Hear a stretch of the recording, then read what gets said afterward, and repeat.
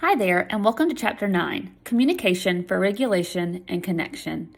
In this chapter, we're zooming in on how you communicate with your words, your tone, your visuals, and your pauses.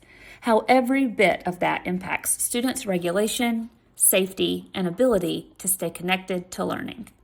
You'll walk away with strategies that don't require extra time or materials, just more intention. We're focusing on 3 powerful practices: visuals, validation, and declarative language. Each one grounded in neuroscience and relational safety. Let's get to the practice of magic of communication. Let's take 30 seconds to slow your own system. Sit back in your chair, unclench your jaw, and drop your shoulders. Now soften your face. Yes, really. Think about how your facial expression might feel to a student walking into your room dysregulated or unsure. Close your eyes for a moment and quietly say to yourself, I speak safety before I speak words. Every facial expression, every gesture, every sentence is a part of the nervous system landscape students walk into. When we lead with presence, our words can do what they're supposed to do: connect. Here's where we're headed. First, we'll understand why visuals are more than tools for young kids. They're universal supports for clarity, predictability, and regulation.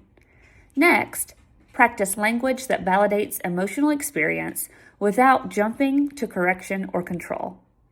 And finally, we'll shift towards declarative language, a way of speaking that reduces the power struggles and invites collaboration instead of compliance. These aren't extra strategies. This is the teaching. Let's reflect. Think about a time when a student was struggling and you were unsure of what to say. Did you default to correction? Did your tone add pressure or create calm? What would it have looked like to validate first, then invite reflection? If the student's nervous system was a snow globe, were you shaking it or helping it settle? Visuals, validation, voice.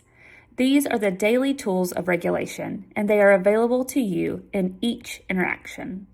This chapter will help you build them into your routines so they feel less like scripts and more like second nature. Let's begin, word by word, and then breath by breath.